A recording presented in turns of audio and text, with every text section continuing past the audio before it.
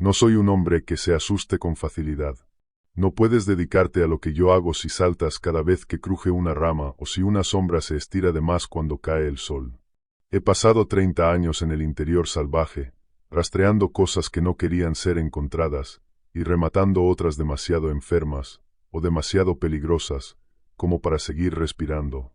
He sostenido la mirada de osos grizzly sobre una presa aún caliente. He esperado a que amainen ventiscas dentro de cuevas que olían a muerte. He arrastrado casi 100 kilos de peso muerto por barro congelado, mientras mi propio sudor se convertía en hielo bajo la chaqueta. Conozco el bosque. Conozco las reglas. Respetas el silencio. Observas el viento. Y jamás dudas de tu instinto. Pero ahora mismo, sentado en mi camioneta, con la calefacción golpeándome las manos que no dejan de temblar, estoy dudando de todo. Dudo de la biología, de la física de una bala, y de mi propia cordura. Porque lo que yace ahí fuera, en ese valle, enterrado bajo casi 1 metro de nieve polvo, no es algo que deba existir en un libro de biología. Llevo 30 años cazando. Conozco la anatomía. Conozco la estructura de los huesos. Sé qué ocurre cuando una bala se expande en tejido blando. Y lo que disparé ayer, no murió como un animal. Y la forma en que me miró después de que le abriera un agujero en el pecho no era la mirada de una bestia agonizante. Era otra cosa. Era un cálculo.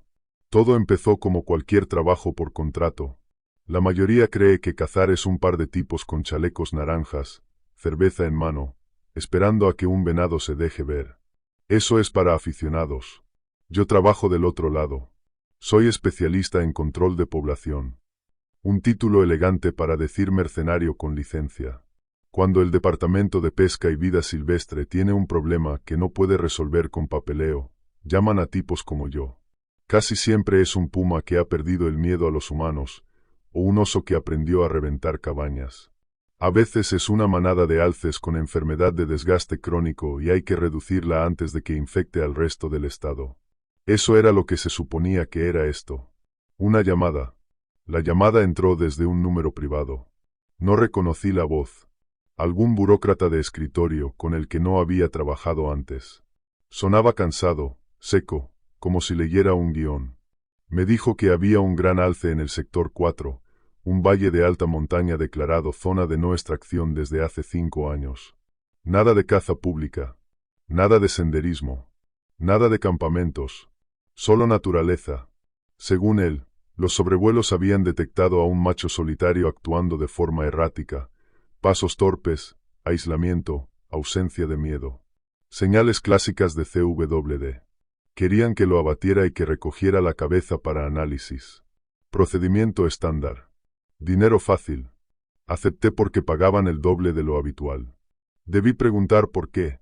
En mi experiencia, cuando el gobierno te paga el doble por algo simple, es porque el trabajo es ilegal, o porque va a doler. Pero necesitaba el dinero. Y echaba de menos la alta montaña. Aparqué la camioneta en el inicio del sendero 3 horas antes del amanecer. El aire era lo bastante afilado como para cortarte los pulmones, rondando los 10 grados bajo cero. Ese invierno muerto en el que el mundo parece detenido, sin viento, sin nubes, solo un silencio pesado, sofocante, y un cielo tan lleno de estrellas que parecía sal derramada. Revisé el equipo con la luz de la cabina. Mi rifle, un 30 Winchester Magnum personalizado que llevo usando una década, estaba calibrado y limpio. Llevaba raquetas de nieve, el armazón de carga para arrastrar la cabeza y suficientes capas como para sobrevivir una noche si algo se torcía. La caminata fue brutal. La nieve era profunda, con una costra de hielo encima que se quebraba en cada paso, sonando como vidrio partiéndose en pleno silencio. Avancé despacio, metódico. Aquí no corres. Si corres, sudas. Si sudas, te congelas. Y si te congelas, mueres. Mantuve un ritmo constante, escuchando el compás de mi respiración y el crujido de las botas. Me tomó 4 horas alcanzar la cresta que domina el valle. El sector 4 es una cubeta rodeada de picos de granito dentados que bloquean el sol durante casi toda la mañana. Es un lugar que se siente viejo, no viejo de historia, sino viejo de piedra. Viejo de mundo. Abajo, los árboles son abetos y píceas ancestrales, cargados de líquenes grises, erguidos como centinelas silenciosos en un cementerio. Cuando coroné la cresta y monté mi puesto para observar, lo primero que me golpeó fue el silencio. Porque el bosque nunca está realmente en silencio. Incluso en pleno invierno hay ruido, el viento en las agujas, el chasquido de un tronco dilatándose con el frío, el correteo de una ardilla, el graznido lejano de un cuervo. Siempre hay vida.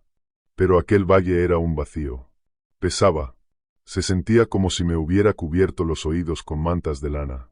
Escaneé la línea de árboles con los prismáticos, buscando movimiento, buscando aves. Nada. Ni un solo arrendajo azul destellando entre las ramas. Ninguna huella cruzando los claros nevados del valle. Era como una hoja de papel blanca, intacta, en la que nadie había escrito una sola palabra. Me quedé allí 2 horas, simplemente mirando. El frío se filtraba a través de la esterilla, pero yo no me moví. Aquí fuera, la paciencia es la única habilidad que importa. Si no puedes permanecer inmóvil 4 horas mientras se te entumecen los dedos de los pies, no tienes nada que hacer sosteniendo un rifle. Alrededor de las 9, por fin lo vi. Estaba casi a 1 milla de distancia, abajo, cerca del cauce helado del arroyo, en el fondo del valle. Al principio no era más que una mancha oscura contra ese blanco cegador. Levanté el telescopio terrestre y ajusté el enfoque. Con aquel frío, las ondas de calor eran mínimas, la imagen quedó cristalina. Era grande. Más grande que cualquier ciervo macho que hubiera visto en este estado. Estaba cerca del borde del bosque, completamente quieto. Alcancé a distinguir la cornamenta, un armazón inmenso, amplio, pesado, como si pudiera partirte el cuello con solo bajarlo. Pero algo en la silueta me inquietó al instante. Cuando observas animales el tiempo suficiente, aprendes su geometría. Un alce es una caja sobre patas. Carga el peso en los hombros. El cuello es grueso, musculoso. Aquello no encajaba. Era demasiado alto. Las patas se veían finas, demasiado largas para el cuerpo, como si un potro hubiera crecido hasta el tamaño de un alce sin llegar a rellenarse. Y la postura estaba mal. Los alces se encorvan. Pastan.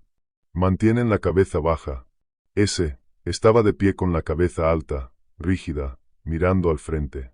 No olfateaba depredadores. No exploraba. Solo miraba. Enfermedad debilitante crónica, susurré, y mi aliento empañó el ocular. Eso explica la delgadez, la postura rara, la podredumbre del cerebro los vuelve extraños. Olvidan cómo ser alces. Lo observé otros 20 minutos. No dio un paso. No movió una oreja. No se rascó. Era como una estatua plantada en la nieve. Entonces, por fin, se movió. Y en ese instante se me erizó el vello de la nuca. No caminó. Se sacudió hacia adelante, como un tirón. Dio un paso, pero el movimiento era demasiado fluido y demasiado brusco al mismo tiempo. La pata delantera se elevó demasiado, doblándose en un ángulo agudo, y bajó suave, casi delicada. Luego las patas traseras la siguieron con un arrastre sincronizado, extraño. Me recordó a una marioneta, cuando el titiritero todavía está aprendiendo los controles. Parecía incómodo dentro de su propia piel. Animal enfermo, me dije, con firmeza. Daño neurológico. Está sufriendo. Guardé el telescopio terrestre y empecé el acecho. Tenía que acortar distancia. No podía confiar en un disparo a 1 milla, no con el viento empezando a girar en esa cubeta del valle. Necesitaba estar a menos de 300 yardas. El descenso se sintió como entrar en un congelador. La temperatura bajó de golpe al perder altura. Y el silencio se volvió más denso. Me descubrí mirando por encima del hombro cada 50 yardas, una costumbre que creía haber enterrado hace años. Me sentía expuesto, como si los árboles se inclinaran, observando. Me detuve una vez porque juraría haber oído un chisporroteo de radio, un estallido breve de estática. Pero cuando me quedé inmóvil para escuchar, solo quedó el ruido de la sangre golpeándome en los oídos. Llegué a un grupo de rocas a unas 400 yardas del arroyo. Me arrastré los últimos 15 metros, pegado a la nieve, manteniendo el perfil bajo, arrastrando el estuche del rifle. Me acomodé en una losa plana y usé la mochila como apoyo. El macho seguía allí. Se había movido quizá 50 yardas, junto a un matorral de sauces. A 12 aumentos, a través de la mira, se veía aún peor. El pelaje estaba a parches, húmedo, apelmazado. Se le marcaban las costillas. Se balanceaba apenas, como un borracho buscando el equilibrio. Lo medí con el telémetro. 340 yardas. Disparo fácil. Aquí abajo no había viento. Accioné el cerrojo, metiendo una bala en recámara. Me acomodé detrás de la mira, dominando la respiración. Inhala. Exhala. Pausa. La cruz se asentó justo detrás de la paletilla. Doble pulmón. Es lo más humano.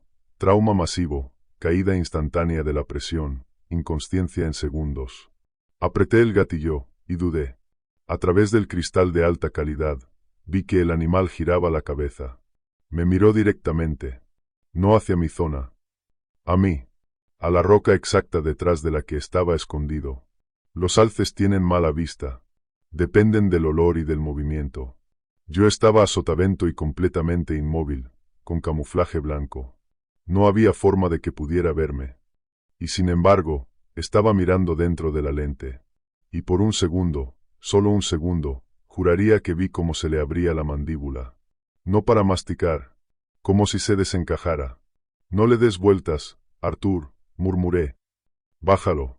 Apreté el gatillo. El rifle rugió, y el estruendo partió el silencio como una granada. El retroceso me golpeó el hombro, familiar, sólido, anclándome al mundo. No aparté el ojo de la mira, acompañé el retroceso para ver el impacto. Fue perfecto. Vi el estremecimiento en la caja torácica cuando la bala entró. La criatura no se encabritó. No salió corriendo. Solo se dobló. Cayó recta hacia abajo, como si alguien hubiera cortado los hilos. Golpeó la nieve y no se movió. Muerte limpia, dije, soltando el aire que llevaba conteniendo. Volví a accionar el cerrojo. La vaina expulsada chocó contra la roca y cayó humeando sobre la nieve. Metí otra bala por si acaso. Nunca te acercas a un animal abatido con el arma vacía. Esperé 10 minutos. Esa es la regla. Les das tiempo a irse. No quieres acercarte a un macho herido, con adrenalina, pateando, unas pezuñas capaces de partirte el cráneo. Observé por la mira. No había subidas y bajadas del pecho.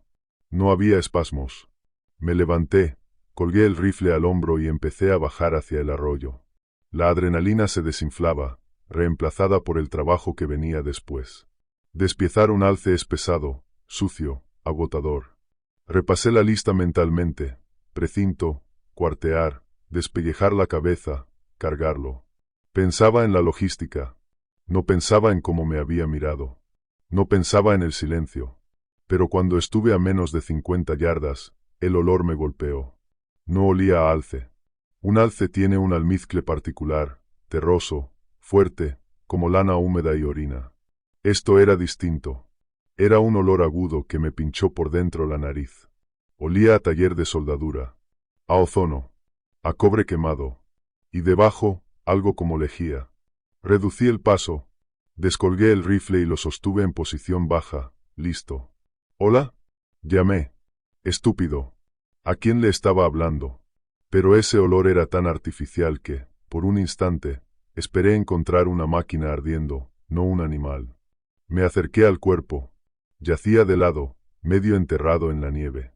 Y ahí fue cuando mi cerebro dejó de procesar las cosas con normalidad. La nieve alrededor del orificio de salida no era roja. Me quedé mirándola, parpadeando, esperando que los ojos se ajustaran, que la luz encajara. La sangre es roja. La sangre oxigenada es rojo brillante. La sangre venosa es rojo oscuro. Pero ese líquido, extendiéndose sobre el blanco perfecto, era azul. No un morado sucio. Azul. Un azul eléctrico, translúcido, como refrigerante escapando de un radiador. Era espeso, viscoso, y humeaba en el aire helado. Ese vapor no olía a hierro. Olía a químicos. Di un paso más cerca, y mis botas crujieron demasiado fuerte en la nieve. Empujé el costado del animal con el cañón del rifle. De cerca, aquella piel no parecía pelaje. A distancia, el manto apelmazado y a parches había parecido sarna. Pero a 3 pies de mí, Era otra cosa, fibras. Como si alguien hubiera pegado millones de hebras sintéticas, diminutas y grises, sobre una superficie, intentando imitar el pelo. ¿Qué demonios? Susurré. Me arrodillé, con el dedo cerca del guardamonte. Extendí la mano enguantada y rocé aquel pelaje. Era rígido, quebradizo. Se sentía como estropajo metálico. Hundí los dedos, buscando el calor de un cuerpo vivo. Y lo encontré, pero no era calor animal. Era calor de motor, como apoyar la palma en el capó de un coche después de horas en autopista. Retiré la mano de golpe. Necesitaba ver la cara. La cabeza estaba girada, enterrada en un ventisquero. Tenía que ver la cornamenta, los dientes. Confirmar que era un alce, que tenía mandíbula, lengua, ojos. Algo que encajara en el mundo. Agarré una de las astas. Pesaba poco. Demasiado poco. Las astas son hueso. Tienen densidad. Aquello se sentía, como plástico hueco. Tiré con fuerza, arrancando la cabeza de la nieve y girándola hacia mí. Y grité.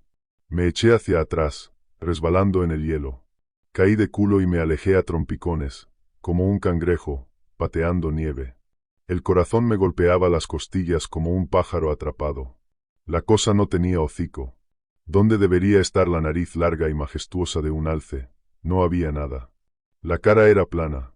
Una losa pálida y sin pelo, una masa de carne que parecía silicona mojada. Había fosas nasales. No había boca, solo una hendidura tenue, sellada, donde deberían estar los labios. Pero fueron los ojos lo que me partió por dentro. 2 ojos incrustados en aquella máscara imposible. No estaban a los lados, como en un animal presa. Eran frontales, como los de un depredador, como los de un humano. Estaban abiertos de par en par. Azules. Del mismo azul brillante y tóxico que la sangre que se filtraba desde su pecho. Tenían blanco. Tenían pupilas. Y parecían, sorprendidos. Me quedé sentado en la nieve, hiperventilando, aferrado al rifle con tanta fuerza que los nudillos se me volvieron blancos. La mente me corría desesperada, buscando una caja lógica donde encerrar aquello. Mutación genética. Deformidad severa. Un tumor que devoró el rostro. Está muerto, dije en voz alta. La voz se me quebró. Está muerto. Le disparaste. Está muerto. Me obligué a ponerme de pie. Las piernas me temblaban como goma. Tenía que documentarlo. Nadie me creería. Necesitaba fotos. Necesitaba llevarme la cabeza, tal como decía el contrato. Me acerqué de nuevo, más despacio. Rodeé el cuerpo, intentando no mirar de frente aquella cara humana plantada en un cuerpo de alce. Bajé la vista al pecho. El agujero que le había abierto era enorme. El fluido azul seguía bombeando hacia afuera, derritiendo la nieve, formando un barro humeante. Entonces vi dentro de la herida. Podía ver la cavidad torácica. Debería haber visto costillas. Un pulmón. El corazón. Vi algo gris, liso, mojado. Parecía un saco que pulsaba con ritmo. Y alrededor no había costillas de hueso. Eran negras, brillantes, como una celosía de fibra de carbono. Me incliné más, hipnotizado por el horror. El olor era insoportable, me quemaba los ojos. Y entonces, el ojo se movió. Me quedé congelado. Estaba justo encima, mirando hacia abajo. La criatura yacía de lado. El rostro plano y pálido seguía inmóvil. Pero el ojo azul, el que miraba hacia arriba, contrajo la pupila. Enfocó. Giró dentro de la órbita y se clavó en mi cara. No fue un espasmo azaroso de nervios muriendo. Fue deliberado. Me estaba mirando. El pecho había dejado de moverse. La sangre azul se ralentizaba. Pero los ojos estaban vivos. Frenéticos. Saltaban de mi rostro al rifle en mi mano, y de vuelta a mí. De la hendidura sellada, donde debería haber una boca, salió un sonido. No era un gemido. Era un pitido digital agudo, como el zumbido de un condensador cargándose. Levanté el rifle y apunté directo a aquella frente humana. ¡Para! Grité. ¡Muere! El pitido subió de tono, más fuerte, vibrándome en los dientes. La sangre azul sobre la nieve empezó a burbujear. No esperé. Apreté el gatillo. Clic. Fallo. Mi rifle, un rifle que no se había encasquillado en 10 años, hizo clic con un cartucho vivo. El cuerpo de la criatura dio un espasmo violento. No una sacudida de agonía, sino una reacción de sobresalto. Las patas se estiraron. Los cascos rasparon el hielo con un sonido de metal contra piedra. Accioné el cerrojo con desesperación, expulsando el cartucho defectuoso y metiendo uno nuevo en la recámara. Volví a encarar el arma, pero me detuve otra vez. Porque la herida del pecho, el agujero que yo le había volado, estaba cerrándose. Miré, paralizado, como la carne gris se tejía de nuevo. Filamentos diminutos, translúcidos, se dispararon a través del hueco, entrelazándose como un telar a velocidad imposible. La sangre azul dejó de fluir. El vapor se disipó. La piel se selló, dejando una cicatriz lisa y pálida que se desvaneció hacia un gris uniforme en cuestión de segundos. La criatura parpadeó. Y se incorporó. No se levantó como un ciervo recuperando el equilibrio. Usó las patas delanteras como brazos. Empujó contra el suelo con codos que se doblaban en el sentido equivocado, izando el torso hacia arriba. Se quedó sentada, encorvada, mirándome. Incluso sentada, era más alta que yo. Las astas arañaron las ramas del sauce. El rostro, ese rostro plano, horrible, se inclinó a un lado. Entonces la hendidura de la boca se abrió. No se abrió como una mandíbula. Se rasgó en vertical. Y desde dentro de esa grieta salió una voz. No era una voz. Era una grabación. Con estática. Pequeña. Entrecortada. Sector. Sector 4. Análisis de incursión. Era voz de hombre. Sonaba aburrido. No pensé. No respiré. Me giré y corrí. Corrí a través de la nieve profunda, las rodillas rompiendo la costra, los pulmones ardiendo por el frío. No miré atrás. Trepé la ladera, arañando rocas y raíces, resbalando, cayendo, levantándome otra vez. Abandoné la mochila. Abandoné las raquetas. Solo corrí. Esperaba oír el trueno de sus cascos detrás de mí, pero seguí corriendo igual. Esperaba un rugido, pero no hubo nada. Solo silencio. Alcancé la cresta con el corazón golpeándome tan fuerte que la vista se me emborronaba. Me dejé caer detrás de una roca, giré sobre mí mismo con el rifle en alto y me quedé allí, esperando que el monstruo coronara la colina. El valle, abajo, estaba vacío. La huella de sangre seguía allí. La mancha azul sobre la nieve se veía incluso desde esa altura, pero la criatura había desaparecido. Permanecí tumbado 10 minutos, jadeando, con el ojo pegado a la mira. Nada se movía. El silencio regresó, más pesado que antes. Entonces la radio crepitó. Me sobresalté tanto que casi se me resbaló el rifle. Era mi radio de emergencia, la que llevaba sujeta al chaleco. Un canal cerrado, reservado para hablar con los guardabosques o con el equipo de extracción. Había estado muda toda la mañana. Un siseo de estática, áspero, brutal. Y luego, una voz atravesó el ruido. No era la voz robótica de la criatura. Era tranquila, humana, con un cansancio leve. Arthur, aquí Ranger 1. No debiste dispararle a ese. Ese era, Caro. Agarré el micrófono. La mano me temblaba tanto que apenas pude apretar el botón. ¿Quién eres? ¿Qué demonios era eso? Vuelve al camión, Arthur, dijo la voz. No te detengas. No mires a los árboles. Solo conduce. Hablaremos de tu pago cuando estés fuera de la zona. No me voy a ninguna parte hasta que me digas que acabo de ver, grité al micrófono, la voz rota por el pánico. La radio hizo un clic. Por un instante, silencio. Luego regresó la voz, más fría. Viste un fallo. Nada más. Ahora vete. Antes de que el resto de la manada venga a averiguar qué fue todo ese ruido. Miré otra vez hacia el valle. En el borde del bosque, donde las sombras eran más densas, los vi. 1, 2, 5, 10 siluetas. Altas, flacas, inmóviles entre los troncos. No eran alces. Estaban de pie sobre 2 piernas, con las astas confundidas con las ramas. Y todas miraban cuesta arriba. Hacia mí. Retrocedí como pude, resbalando por la otra cara de la cresta en dirección a mi camión. No necesitaba que me lo repitieran. He cazado durante 30 años. Sé cuándo soy el depredador, y sé cuándo soy el cebo. Mis botas golpearon la nieve compacta del camino de acceso con una violencia que me sacudió los dientes. No me detuve. No miré atrás, hacia la línea de la cresta donde aquellas 10 figuras se habían quedado plantadas como un juicio silencioso. Solo corrí. Corrí hasta que el aire me quemó el pecho como si estuviera tragando vidrio roto. Corrí hasta que la línea del bosque se volvió un túnel gris y blanco. Hasta que la periferia de mi visión se oscureció, cuando la adrenalina empezó a caer. 30 años en lo salvaje te enseñan que el pánico es una deuda. Pides energía prestada en el momento, y luego la pagas, con intereses. Las piernas me pesaban.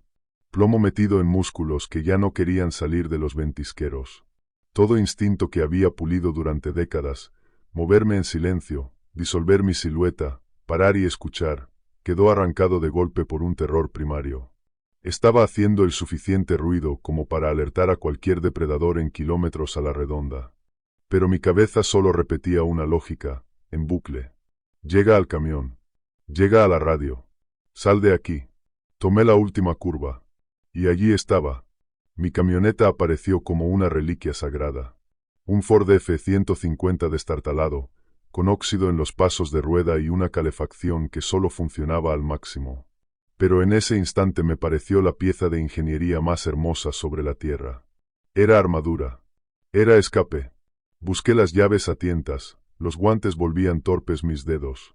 Se me cayeron a la nieve. Maldije, las recogí a la desesperada y clavé el metal en la cerradura. El mecanismo hizo clic. Un sonido sólido, mecánico, como si aún existiera algo anclado a la realidad en un mundo que de pronto se había torcido. Me lancé dentro de la cabina, cerré de un portazo y eché el seguro en el mismo movimiento. Solo entonces, respiré. Me hundí contra el asiento de vinilo frío, jadeando, con el rifle atravesado sobre el regazo como si fuera una manta de seguridad. La cabina olía a café rancio, aceite de armas y al ambientador de pino colgando del espejo. Olores normales. Olores humanos. Cerré los ojos con fuerza, esperando que la imagen de aquella pesadilla de ojos azules y cara plana se borrara de mis retinas. No se borró. Cada vez que parpadeaba, la veía. Veía cómo la pupila se contraía. Oía aquel zumbido digital. Es una máquina, me dije, obligándome a respirar más despacio. Tiene que ser una máquina. Algún proyecto de DARPA que se salió de control. Robótica avanzada envuelta en biología sintética. Era la única caja en la que mi mente podía meterlo. Si aceptaba que era sobrenatural, me volvería loco. Si lo aceptaba como un demonio o un fantasma, estaba perdido. Pero una máquina sigue reglas. Una máquina tiene una fuente de energía. Una máquina puede romperse. Metí la llave en el contacto y giré. Nada. Ni arranque, ni clic del solenoide, ni siquiera ese leve apagón en el tablero que te avisa de una batería muerta. Solo silencio. No, susurré, girando la llave otra vez. No, no, no. No hagas esto. Golpeé el volante. La batería era nueva. Había revisado el alternador la semana pasada. Un camión no se muere solo porque tú tengas miedo. Encendí las luces. Muertas. La luz interior. Muerta. Como si cada electrón hubiera sido drenado del chasis. Me quedé allí un instante, con el silencio del valle presionando el vidrio. Las ventanas empezaban a empañarse con mi calor, encogiendo el mundo hasta el interior de la cabina. Necesitaba saber por qué. No podía quedarme sentado a congelarme. Tiré del seguro del capó. El sonido retumbó demasiado fuerte dentro del habitáculo. Agarré el rifle, abrí la puerta y volví a salir al frío. El silencio seguía siendo absoluto. Ni pájaros, ni viento. Solo la quietud opresiva, pesada, del sector 4. Caminé hacia el frontal de la camioneta, los ojos barriendo la línea de árboles sin parar. Nada se movía. Los troncos grises se alzaban contra la nieve blanca como barrotes de prisión. Levanté el capó, y el olor me golpeó al instante. Era el mismo olor del cadáver allá arriba, en la cresta. Ozono y cobre quemado. Miré hacia el bloque del motor, y sentí que el estómago se me hundía. La batería no estaba descargada. Estaba derretida.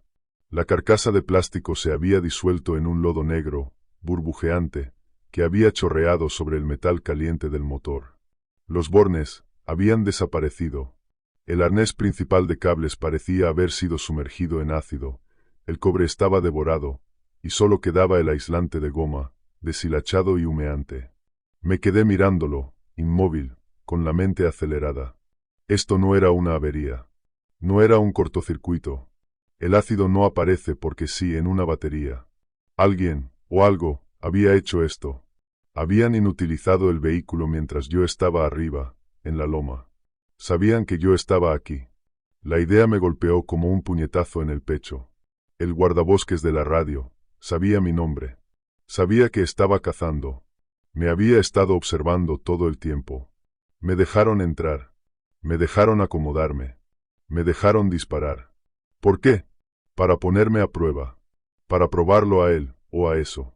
Volver a la carretera principal significaba una caminata de 15 millas por nieve profunda, con temperaturas que esta noche caerían a 20 bajo cero. Y sin raquetas, las había dejado en la loma.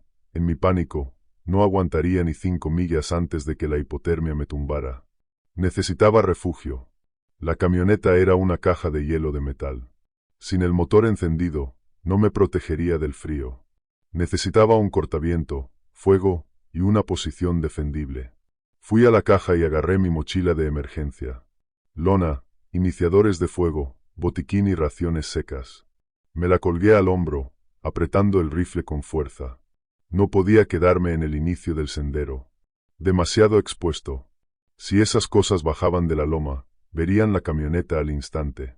Me interné entre los árboles, hacia un grupo denso de abetos a unos 200 metros de la carretera. Allí la nieve me llegaba a la cintura por tramos. Me frenaba, me obligaba a levantar las rodillas alto, como si caminara dentro de agua espesa. Cada paso era una pelea mientras empujaba un matorral de pinos jóvenes. Tropecé. Extendí la mano para agarrarme a un tronco y recuperar el equilibrio. Mi guante siseó. Retiré la mano de golpe y miré la palma de cuero. Estaba humeando. Una mancha oscura y húmeda se expandía, devorando el material. Me arranqué el guante y lo lancé a la nieve, observando cómo se retorcía y se ennegrecía. Levanté la vista hacia el árbol que había tocado. Era un pino ponderosa enorme, pero no se parecía a ningún pino que yo hubiera visto en mi vida. La corteza, que normalmente es gruesa y con placas como un rompecabezas, estaba lisa, brillante, como pulida. Pero no era pulido. Era derretido. Desde las raíces hasta casi 2 metros de altura, la altura de un alce grande, la corteza había sido arrancada, no por dientes ni por garras, sino por una quemadura química. La madera expuesta estaba gris, blanda, casi hecha pulpa, y rezumaba una resina azul tenue, translúcida. Me acerqué un paso, con cuidado de no tocarlo otra vez. El olor a ozono era leve, pero estaba ahí. Pensé en los alces macho. Frotan las astas contra los árboles para arrancarse el terciopelo y marcar territorio. Pero esas cosas no tienen astas de hueso. Tienen otra cosa. Miré alrededor del pequeño claro. Había otros 3 árboles en el mismo estado. Derretidos. Marcados. Cicatrizados. Esto no era solo una marca. Era una descarga. Lo que fuera que corría por sus venas, lo que los mantenía lo bastante calientes como para sobrevivir en este frío, era volátil. Era corrosivo. Armas biológicas, susurré. El vapor de mi aliento giró en el aire muerto, sin viento. Sangre ácida. Altísima producción térmica. Regeneración rápida. Lo estaba encajando pieza por pieza. El cazador en mí tomando el control, y empujando al animal aterrorizado hacia el fondo. Necesitaba entender a la presa. Si la entendía, podía matarla. Me metí más en la espesura, buscando un lugar donde atrincherarme. El silencio empezaba a roerme por dentro. Me sorprendí esforzándome por escuchar cualquier cosa, un chasquido, un crujido, una respiración. Pero solo estaban mis botas sobre la nieve y el martilleo de mi corazón. Unos 100 metros más allá de aquellos árboles cicatrizados, encontré algo que me dejó helado. Era un rastro, pero no un sendero de animales. Era una marca de arrastre. Una zanja ancha, surcada en la nieve, de casi 60 centímetros, aplastando el polvo hasta convertirlo en una pista dura, helada. Quien lo hubiera hecho era pesado, y estaba arrastrando algo muerto. La curiosidad es peligrosa. Es lo que mató al gato, y lo que mata a los cazadores. Pero no pude evitarlo. Necesitaba información. El rastro se dirigía hacia un saliente rocoso que formaba un cortaviento natural, un lugar perfecto para una guarida. Lo seguí con el rifle al hombro y el seguro quitado. Avancé despacio, un paso a la vez, apoyando el pie con cuidado para reducir el crujido. La marca de arrastre terminaba al pie de un gran bloque de granito, medio enterrado en un ventisquero. Y allí, protegida por la roca, había una forma. Pequeña, del tamaño de un coyote. Estaba hecha un ovillo, inmóvil. La nieve se le había acumulado encima, pero se veían parches de pelaje gris. Me acerqué desde sotavento. No se movió. Tomé una rama muerta y la lancé. La madera golpeó la forma con un sonido sordo. Nada. Me deslicé un poco más cerca. Era un lobo, o, al menos, eso era lo que se suponía que fuera. Yacía de costado, congelado en una rigidez absoluta. Pero cuando estuve a apenas unos pasos, vi las anomalías. Las proporciones no encajaban, igual que con el alce. Las patas delanteras eran apenas demasiado largas. La mandíbula, demasiado cuadrada. Y el pelaje, ese mismo aspecto de lana de alambre sintético, como si no perteneciera a ningún animal vivo. Este estaba muerto. Muerto de verdad. Tenía un tajo enorme en el costado, la caja torácica al descubierto, pero no había sangre. Ni rastro de aquella aguanieve azul. Solo una cavidad oscura, abierta, vacía. Me arrodillé junto a él y revisé el entorno por última vez. La zona estaba limpia. Necesitaba saber con qué estaba tratando. Necesitaba saber si esas cosas podían morir, para siempre. Saqué mi cuchillo de caza de la funda. Acero alto en carbono, filo de navaja. Extendí la mano y toqué el pelaje. Estaba duro, como las cerdas de un cepillo rígido. Aparté los mechones para llegar a la piel. La piel era fría, dura y gris. Apoyé la punta del cuchillo en el abdomen y empujé. No se abrió como carne. Se abrió como caucho grueso. Hubo resistencia, y un chillido áspero, un rechinido que me erizó los dientes por dentro. Cerré con cuidado, cortando la capa exterior, y la fui despegando. Debajo no había grasa. No había fascia. No había músculo. Había una malla. Parecía un tejido de Kevlar, negro, compacto, trenzado con hebras plateadas. Golpeé la superficie con la hoja. Era dura.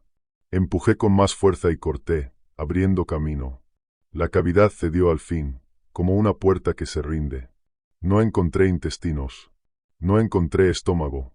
Encontré una serie de vejigas de fluido, transparentes y vacías, unidas por tubos claros, como conductos médicos.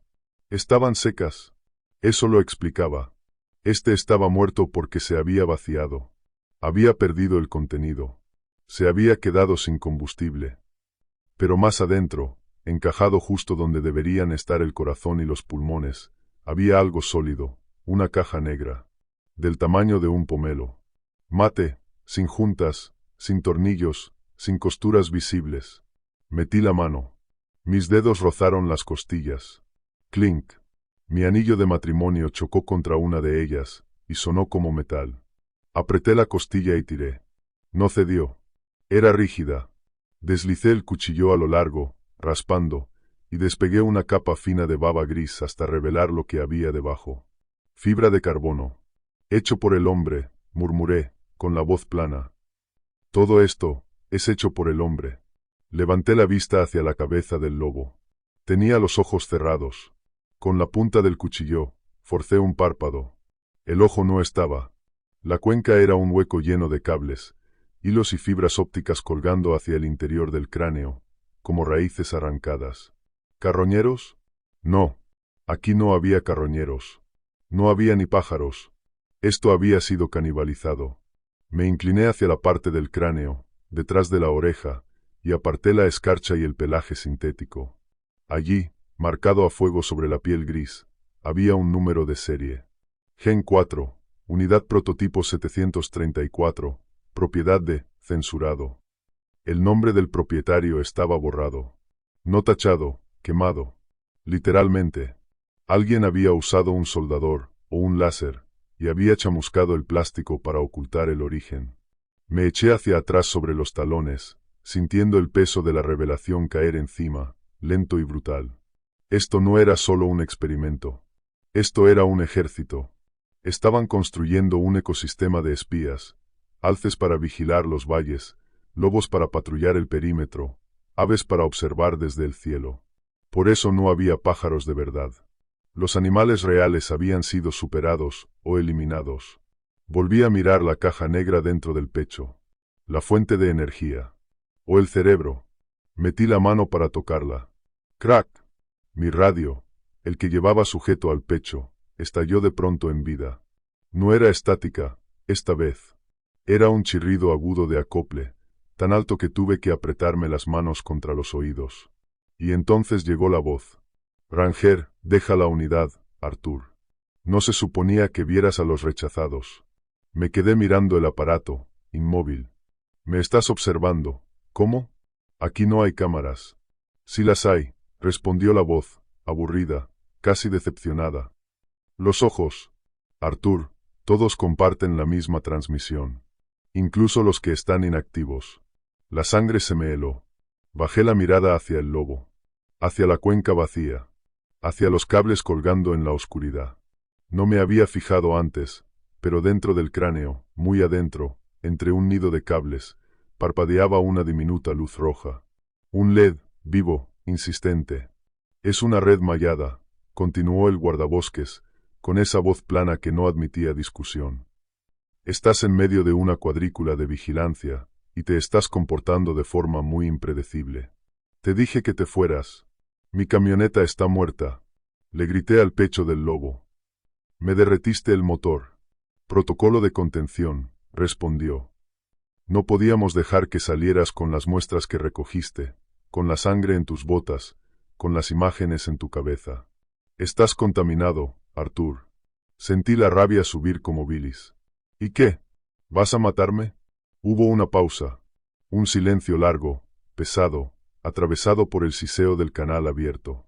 Nosotros no matamos personas, Arthur. No somos asesinos. Somos científicos. Otra pausa. Y entonces, como si hablara del clima. Pero el ecosistema necesita biomasa. Los Gen 4 funcionan calientes. Queman calorías a un ritmo increíble. Y hace 3 días detuvimos los lanzamientos de suministros para probar su eficiencia de forrajeo. Me incorporé despacio, sin apartar la vista del lobo muerto, y di un paso atrás. Luego otro. Me estás dando de comer a ellos. Estamos dejando que la naturaleza siga su curso, o algo lo bastante parecido a la naturaleza. Entonces el lobo hizo un sonido. No venía de la radio. Venía del hueco negro de su pecho, de esa caja incrustada en la cavidad torácica. Un clic seco, mecánico, como el seguro de un arma. ¿Dónde? Alcancé a decir. Dentro del chasis muerto, un ventilador empezó a girar. Las vejigas de fluido, vacías, se estremecieron como si alguien las hubiese tocado desde dentro. Está muerto, dije, retrocediendo más rápido. Está vacío. No tiene sangre. Tiene una celda de reserva, susurró el guardabosques. Solo la suficiente, para un último forcejeo. Y, con una calma que me heló la columna. Buena suerte, Arthur. La cabeza del lobo se alzó de golpe. Fue tan rápido que mi cerebro tardó un instante en aceptarlo. La criatura muerta, la de la cuenca vacía y el interior sin sangre, se impulsó desde el suelo como un resorte. No usó las patas. Los cervos de su columna se enrollaron y soltaron un latigazo brutal. Voló hacia mí. La mandíbula se desencajó, revelando filas de dientes metálicos, dentados como sierras, detrás de encías sintéticas. Alcé el rifle y lo usé como un garrote. La culata chocó contra el cráneo del lobo con un crujido nauseabundo de plástico y metal. El impacto me lanzó hacia atrás y caí en la nieve. El lobo golpeó el suelo patinando, arañando el aire, con las extremidades agitándose sin control. Estaba ciego, pero me oía. Me olía. Se abalanzó de nuevo, mordiendo a ciegas. Pateé con la bota pesada y sentí cómo se resquebrajaba la fibra de carbono en sus costillas. La criatura emitió un sonido que no era un gruñido. Era una grabación en bucle. El grito de una mujer, distorsionado y acelerado. Chillido, chillido, chillido. Me agarró el tobillo. El agarre fue aplastante. Sentí la presión incluso a través del cuero grueso. No me mordía, me prensaba. Las patas delanteras se cerraron sobre mi pierna como un tornillo de banco. Grité, revolcándome en la nieve, intentando sacudírmelo. Era pesado, denso, un peso muerto que me arrastraba hacia abajo. Accioné el cerrojo del rifle. Ya no me importaba el ruido. Encajé el cañón contra la caja negra de su pecho. ¡Bum! El disparo reventó el cadáver. Esquirlas de plástico y baba gris me salpicaron la cara y el pecho. La caja negra estalló, chisporroteando con violencia. El agarre se soltó al instante, como si le hubieran cortado el alma. Me arrastré hacia atrás, caminando como un cangrejo entre la nieve, jadeando, limpiándome el lodo gris de los ojos. El lobo ya no era un lobo, solo un montón humeante de cables y pelaje empapado. Pero el disparo no se quedó conmigo. Retumbó por el valle. Rebotó en los picos de granito, de un lado al otro, amplificándose, multiplicándose. ¡Bum! ¡Bum! Y entonces llegó la respuesta. Desde la línea de cresta. Desde el fondo del valle. Desde los árboles a mi espalda. Empezó como un zumbido grave, como una central eléctrica encendiéndose. Luego se estiró hacia ese silbido agudo que ya le había oído al alce. Solo que no era una voz. Eran decenas. Un coro de chillidos electrónicos elevándose desde el bosque, armonizando hasta formar un muro de ruido que me vibraba dentro del pecho. Me puse en pie de golpe, aferrándome al rifle. A la izquierda, se partió una rama. A la derecha, la nieve crujió. Estaban despertando. Todos. Me giré y corrí hacia la única estructura que sabía que existía en aquel valle, la vieja torre de vigilancia contra incendios, en el pico del norte. El guardabosques había dicho que estaba prohibida. Había dicho que yo no debía ir allí. Y eso significaba que era el único sitio al que quizá no podrían alcanzarme. Mientras sprintaba entre los árboles, las sombras empezaron a estirarse. No porque el sol estuviera cayendo, sino porque las sombras se estaban levantando. Los árboles se movían. El silencio había muerto. La caza había empezado. Y por primera vez en 30 años, no era yo quien llevaba la correa. No corrí como un animal de presa. La presa corre a ciegas, impulsada por el pánico, rompiendo maleza y dejando un rastro que hasta un ciego podría seguir. Yo corrí como un soldado replegándose de una posición que acababa de ser arrollada. Me ardían los pulmones con el sabor metálico, cortante, del aire bajo cero. Las piernas pesaban como si arrastrara lingotes de plomo por los ventisqueros. Pero mi mente, esa parte de mí que me había mantenido con vida durante 3 décadas en el interior salvaje, estaba fría. Calculaba. Medía. Sumaba altura. Me repetí, como una orden. Sube. Gana roca. Aléjate de los árboles. El fondo del valle era una caja de muerte. La nieve profunda favorecía a los miméticos. Ya había visto cómo se movía aquel lobo, a tirones, con estallidos mecánicos, como un resorte cargado, desafiando la biología. En la nieve polvo, yo era lento. En la roca, en el granito pelado por el viento del pico del norte. Tal vez tuviera una oportunidad. Podía intentar embotellarlos. Forzarlos a pasar por un punto estrecho. Detrás de mí, el coro de chillidos no se detuvo. Evolucionó. Lo que empezó como un griterío desordenado, un montón de unidades despertando a destiempo, se sincronizó hasta convertirse en un zumbido rítmico, pulsante. Como una turbina gigantesca acelerando, y esa vibración me golpeaba directamente el esternón. Ríe. No era un grito animal. Era otra cosa. Un apretón de manos. Un protocolo. Se estaban saludando entre ellos. Intercambiando señales. Construyendo un mapa del valle, y yo era el punto rojo moviéndose sobre él. Llegué a la base de la ladera norte. Mis botas buscaron agarre sobre una pizarra suelta, escondida bajo la nieve. Resbalé. La rodilla chocó contra una raíz enterrada. El dolor me subió por la pierna, brillante y caliente, como un cuchillo. Me tragué el gemido. El ruido era dato, y ellos lo estaban recolectando todo. Me arrastré por una chimenea de roca, tirando de mí mismo hasta superar una cornisa que me dejó unos 6 metros por encima de la línea de árboles. Caí en la nieve, de espaldas, con el rifle apretado contra el pecho. Me obligué a respirar por la nariz. 4 dentro, sostén 4, 4 fuera. Si hiperventilaba, me desmayaba. Y si me desmayaba, era biomasa. Me quedé allí un minuto entero, inmóvil, escuchando. El zumbido estaba abajo, ya no detrás. El fondo del valle era un mar de niebla gris y silencio blanco, pero bajo ese silencio, el murmullo se movía. Se desplazaba hacia el norte. Hacia mí. La radio crepitó. Me estremecí. La mano se me fue instintivamente a la rueda del volumen para matarla, pero me detuve. Necesitaba información. El guardabosques, quienquiera que fuese, estaba mirando. Tenía acceso a su señal.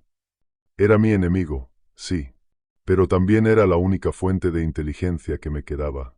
Buen ascenso, Arthur, dijo la voz. Sonaba desesperantemente calmada. Al fondo, un tecleo constante, el clic-clic de un teclado. Tu ritmo cardíaco está en 140. Estás metabolizando la adrenalina de forma eficiente. La mayoría habría entrado en paro después de ver a la unidad Lobo. Apreté el botón de hablar. Manteniendo la voz baja, temblorosa, no de miedo, sino de una rabia que no sentía desde mis días en el ejército. Dijiste que eran desechos. Dijiste que esto era un vertedero. Hubo un silencio. Y la respuesta llegó como si estuviera leyendo un informe. Sector 4 es un cementerio, Arthur. O se suponía que lo fuera. ¿Sabes cuánto cuesta incinerar un biomímico de 4ª generación? El chasis es fibra de carbono y titanio. Los componentes biológicos son volátiles. Si los quemas, liberas toxinas que la EPA no ve con buenos ojos. Enterrarlos también es un riesgo. Otro tecleo. Otra pausa. Así que a los de arriba se les ocurrió una idea brillante. Una zona sin explotación. Una instalación de descomposición natural. Escupí las palabras mientras barría con la vista la línea de árboles bajo mí. Y no se están descomponiendo. No, corrigió. No se están reproduciendo. Los esterilizamos. Están iterando, autorreparándose, canibalizándose. Arrojamos aquí los prototipos fallidos. Los del software defectuoso. Los demasiado agresivos. Los que no se ven del todo bien. Y dejamos que los elementos se encarguen. Su tono no cambió ni un milímetro. Pero subestimamos sus protocolos de supervivencia. Descubrieron cómo crear una red. Descubrieron cómo compartir energía. Miré el rifle entre mis manos, sintiendo el peso de la verdad como plomo. Entonces, ¿yo qué soy? ¿Una prueba de estrés? Eres una variable. Detuvimos los suministros de papilla proteica sintética hace 3 días. Queríamos ver si sus parámetros de agresión anularían los protocolos de camuflaje ante el hambre. Tragué saliva. Y justo yo acepté el contrato del alce. Conveniente, dijo. Te tendimos una trampa. Me preparaste. Yo autoricé una prueba de campo. Eres cazador, Arthur. Entiendes la cadena alimentaria. La voz se endureció apenas, lo justo para que doliera. Simplemente dejaste de estar arriba. Solté el botón. Quise gritar. Quise lanzar la radio por el precipicio. Pero la parte fría de mi cerebro, la que sobrevive, se enganchó a una sola frase. Papilla proteica sintética. Están hambrientos, me dije. Se están muriendo de hambre. Eso significa que están desesperados. Y los animales desesperados cometen errores. Me incorporé. La torre de vigilancia aún estaba a casi 1,5 kilómetros. Un esqueleto de acero oxidado clavado en la cima como un dedo roto. Era mi única opción. Si lograba subir, podía destruir las escaleras.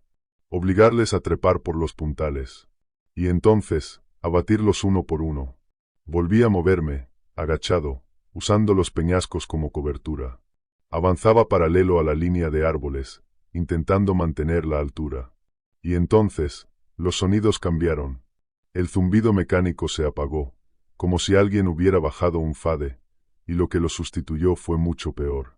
Oí una risa. Venía de un grupo de pinos a mi izquierda, quizá 50 metros ladera abajo. No era una carcajada de película. Era una risita, la risita de un niño. Se repetía en bucle, se cortaba de golpe, y volvía a empezar. No, susurré. No es real. Cebo de audio. Desde la derecha llegó otro sonido. Una voz de mujer, suave, quebrada por una interferencia. Cariño, cariño, ¿estás ahí fuera? Sonaba como si saliera de un altavoz con un cable suelto. Bajo las palabras había un siseo de estática. Y la frase se trababa, tartamudeando como un CD rayado. Cariño, riño. Entonces lo entendí. No solo imitaban animales. Nos imitaban a nosotros. En 5 años, eso había dicho el guardabosques, senderistas debieron acercarse al perímetro. O equipos de rescate buscaron turistas perdidos. Estas cosas los habían grabado. Habían guardado el material. Y ahora lo reproducían para sacarme de mi ruta. Para arrastrarme hacia el bosque. Es un ataque psicológico, murmuré, obligando a mis piernas a seguir. No saben qué significan las palabras. Solo saben que esos sonidos hacen que los humanos investiguen. Pasé junto a un ventisquero grande y casi tropecé con algo duro. Miré hacia abajo. Era una mochila. Una Osprey vieja, descolorida por el sol, azul y gris. La tela estaba hecha jirones, pero el armazón seguía entero. Me arrodillé, revisando la nieve alrededor. No había huellas. Aquello llevaba allí mucho tiempo. Abrí la solapa principal. Vacía. Limpia. Sin comida, sin botella, solo una bolsita de plástico con un mapa dentro. Saqué el mapa. Era el típico plano de senderos del servicio de parques, pero alguien lo había marcado con rotulador rojo, círculos, flechas, líneas nerviosas. Y una sola palabra, escrita sobre el valle del sector 4 con letras temblorosas, rígidas, como un aviso grabado a la fuerza. Silencio. Lo apreté y lo metí en el bolsillo. Tú también los encontraste, murmuré, como si el aire pudiera devolverme la mirada del excursionista desaparecido. Y ellos te encontraron a ti. Seguí avanzando, como si repetirlo pudiera sostenerme en pie. El sol empezaba a hundirse hacia los picos del oeste. La luz cambiaba, del blanco duro, cegador, del mediodía, a un morado amoratado, como un golpe en la piel del cielo. Las sombras se estiraron largas y finas, dedos oscuros trepando por la ladera. El guardabosques había dicho que corren calientes. Por eso la sangre humeaba. Por eso la batería se derritió. Eran reactores nucleares envueltos en piel. Calor. Pensé que, si funcionaban a esa temperatura, tenían que sobrecalentarse. Eso explicaba por qué, por la mañana, se movían pesados, torpes. El frío los ayudaba a regularse. Pero si se exigían demasiado. Me detuve.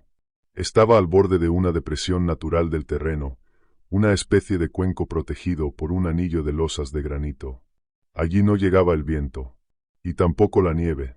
Dentro, el suelo era tierra desnuda, barro congelado, duro como piedra. Pero no estaba vacío. Me acerqué al borde y miré hacia abajo. El estómago se me dio la vuelta. Era un osario, pero no un montón de huesos. Era una matanza.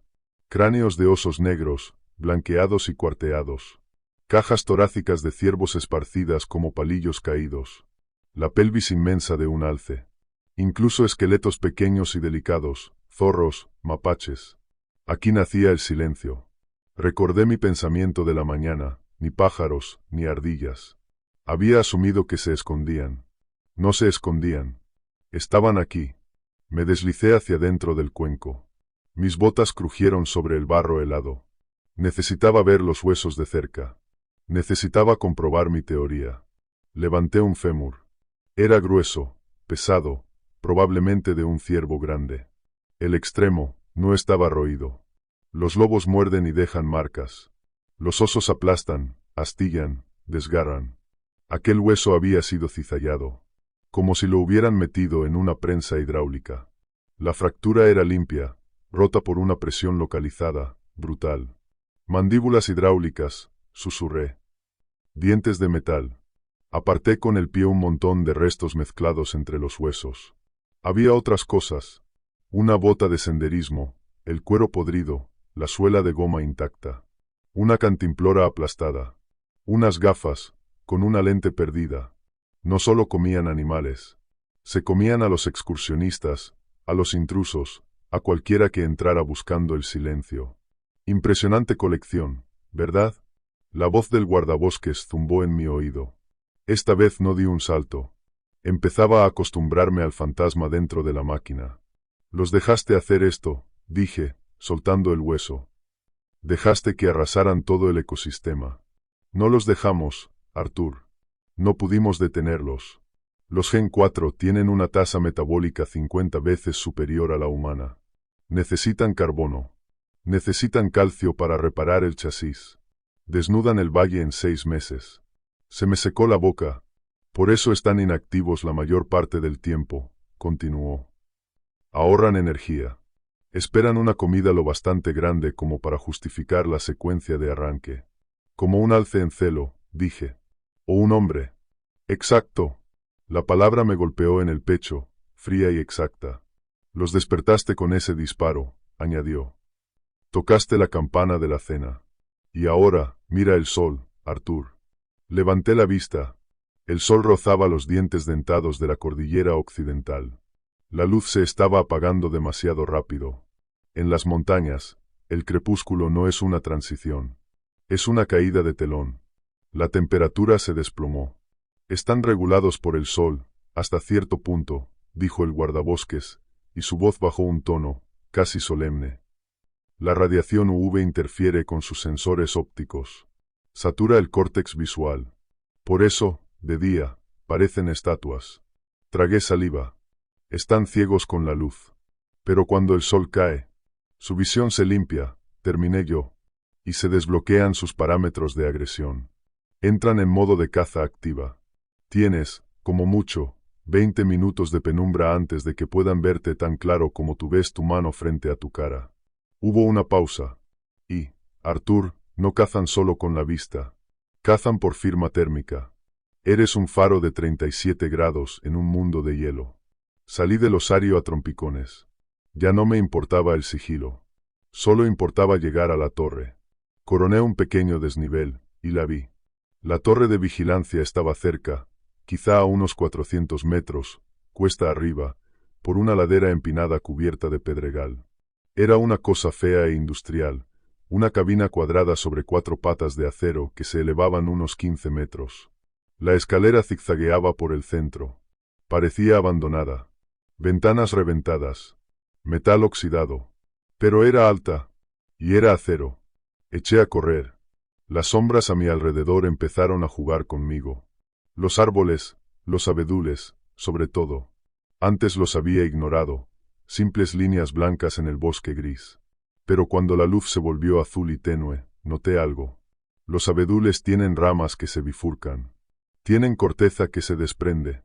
A mi derecha, a unos 30 metros, había un abedul perfectamente recto, sin ramas hasta casi 3 metros, y arriba, las ramas se apelmazaban como una corona de espinas. Reduje la velocidad, sin apartar los ojos de él. Sopló el viento. Los árboles reales se balancearon. El árbol blanco no se movió. Te veo, exhalé, como si pudiera oírme. El abedul se desplazó. La corteza blanca se abrió por el centro. El tronco se separó en 2 patas largas, imposibles, finísimas. La corona de espinas descendió, y entendí lo que era, una cornamenta, sí, pero no de hueso. Eran sensores, arreglos, antenas. La criatura se desplegó. Había estado de puntillas, comprimida en una línea vertical para imitar el árbol. Ahora se expandía. Se desenrollaron brazos que colgaban hasta las rodillas. La cabeza, esa cara plana, sin rasgos, giró hacia mí. 2 luces azules parpadearon en el centro. Entonces, a mi izquierda, otro árbol se abrió. Y otro. Y otro. El bosque no estaba despertando. El bosque se estaba levantando. Dejé de contar al llegar a una docena. Estaban por todas partes. Me habían rodeado todo el tiempo, inmóviles, perfectos, dejándome caminar directamente al centro de la formación. Esperaban a que el sol se apagara. El guardabosques tenía razón. Eran miméticos. Miméticos perfectos. El más cercano, el primero que había visto, dio un paso. No se sacudió como el roto al que disparé. Se movió con una gracia líquida.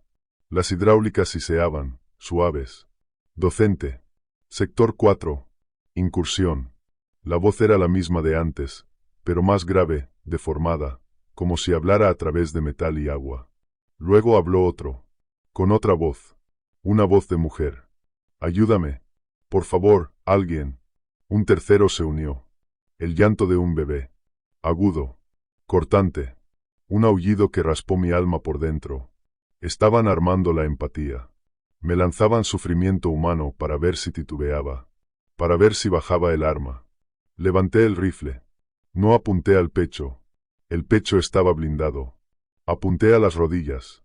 Si eran máquinas, necesitaban articulaciones. ¡Vamos! Grité, y el sonido me salió arrancado de la garganta. Venid a por mí. Disparé. La bala golpeó al mimético de cabeza justo en la articulación de la rodilla. Una lluvia de chispas explotó sobre la nieve. Chispas blancas, brillantes, como magnesio. La pierna cedió. La criatura se desplomó con un ruido imposible, mitad estática, mitad rugido. Pero los demás no se detuvieron. Ni siquiera parpadearon. Siguieron avanzando, cerrando el círculo, y sus ojos azules ardieron con más intensidad mientras el último hilo de luz moría detrás de las montañas. Me giré y eché a correr hacia la torre. Llevaba ventaja. La ladera era empinada, pero el miedo es el mejor combustible. Trepé por el pedregal, resbalando medio paso por cada paso que ganaba, arañando la pendiente con las botas. Detrás de mí, oía el crujido siseante de sus zancadas. Y aquel coro de voces falsas, dulzonas, pegajosas. Honey. Honey, reporte status. Ton, mami. Llegué a la base de la torre. Sus patas de acero estaban ancladas en zapatas de hormigón. Agarré la barandilla de la escalera. Estaba helada. Me quemó la palma desnuda como si fuese fuego. Solo me quedaba un guante. Empecé a subir. Los peldaños metálicos gimieron bajo mi peso. 20, quizá más. Abajo, se apiñaron alrededor de la base, mirando hacia arriba. Sus ojos azules iluminaban la nieve como focos de escenario. Uno de ellos estiró el brazo y aferró un tirante de acero. No intentó trepar. Tiró. Toda la torre se estremeció. En algún punto por encima de mí, un perno saltó con un chasquido y rebotó en el metal. Ping, como una bala perdida. No iban a subir para atraparme. Iban a sacudirme, hasta hacerme caer. Subí como pude el último tramo, me lancé sobre la plataforma de la cabina, pateé la puerta, que ya colgaba de las bisagras, y rodé hacia adentro. El suelo estaba cubierto de excrementos de pájaro y cristales viejos. El viento silbaba a través de las ventanas rotas. Me arrastré hasta el borde y miré hacia abajo. Se estaban coordinando. 3 en cada pata. Se plantaban, clavaban sus pies, y sus pistones disparaban. Empujaban y tiraban con un ritmo exacto. ¡Crack! El metal protestó con un gemido largo.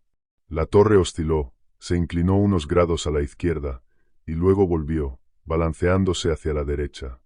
Te lo dije, Arthur. La voz del ranger brotó de la radio, nítida y cercana, como si estuviera de pie a mi lado. Resuelven problemas. Entienden la integridad estructural. Lo aprendieron viéndonos construir las vallas de contención. Me tumbé en el suelo de aquella torre que se mecía, mirando el cielo. Estaban saliendo las estrellas. Las mismas estrellas hermosas e indiferentes que había visto por la mañana. Estaba atrapado. Arriba, helado, y rodeado por máquinas que vestían las voces de los muertos. Me palpé los bolsillos. Tenía el rifle. 12 balas. Una bengala de carretera. Y un pequeño cartucho de propano para un calentador portátil en mi bolsa de emergencia. No es mucho, susurré. La torre dio un tirón, más violento esta vez. Me deslicé por el suelo y agarré la pata oxidada de una mesa para no salir despedido por la puerta abierta. Miré hacia el mar de ojos azules. Vale, dije, amartillando el cerrojo del rifle. ¿Queréis probar vuestros parámetros? Pues probémoslos. La noche había llegado por completo. Y en el sector 4, la oscuridad no solo ocultaba a los monstruos. Los fortalecía. El metal gritó. No era una metáfora. El sonido que desgarró el aire fue un chillido agudo, insoportable, acero contra acero, una vibración que subía por las patas oxidadas de la torre y me sacudía las muelas, como si fuese a partirme los dientes desde dentro. El suelo de la cabina se ladeó con violencia hacia la izquierda. Me deslicé por el contrachapado manchado de guano hasta que el hombro chocó contra la base de la estufa de barriga. Busqué apoyo a ciegas, las botas patinaban sobre vidrio viejo y excremento congelado. Abracé las patas frías de hierro como si fueran lo único sólido que quedaba en el universo.